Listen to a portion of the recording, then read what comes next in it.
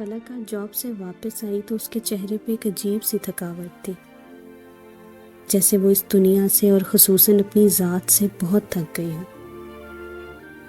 اچانک آپی کو دیکھتے کہنے لگی، لوگ اتنے سنگ دل کیسے ہوتے ہیں؟ ان پر کسی کی محبت، کسی کی آہ کا اثر کیوں نہیں ہوتا؟ لوگ اس قدر کیوں آزماتے ہیں کہ اپنی سانس بھی آزمائش لگنے لگتی؟ میں تھک گئی ہوں آپی، اس محنت سے، اس آزمائش سے۔ نہ لوگ راضی ہوتے ہیں، نہ اللہ راضی ہوتا ہے۔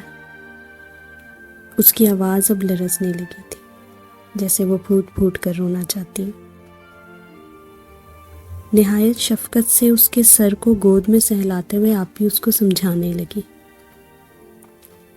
پتہ ہے فلک، انسان کچھ نہیں ہے، اس کا نصیب کیا ہے کوئی نہیں جانتا۔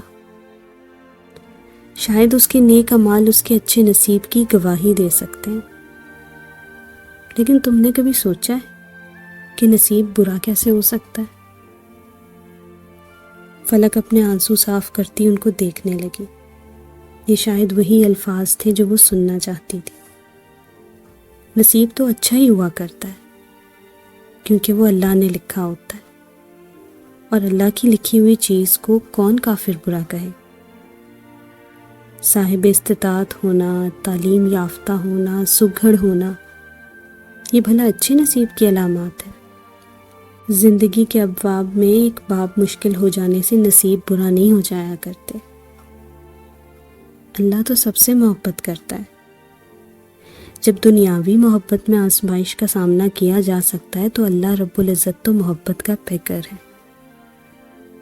وہ آزمائش تو دیتا ہے لیکن تنہا کبھی نہیں چھوڑتا۔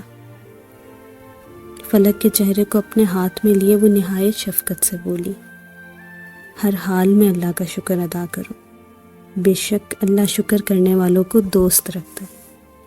اللہ ہی پر توکل کرو، بے شک اللہ توکل کرنے والوں کو دوست رکھتا ہے۔ لوگوں کی مدد کرو، بے شک اللہ احسان کرنے والوں کو دوست رکھتا ہے۔ اللہ سے ڈرو، بے شک اللہ متقین کو دوست رکھتا ہے۔ فلک کی آنکھوں میں اب امید تھی۔ وہ امڑتے آنسوؤں کے ساتھ کہنے لگی، آپی، مجھے بھی اللہ سے دوستی کرنی ہے۔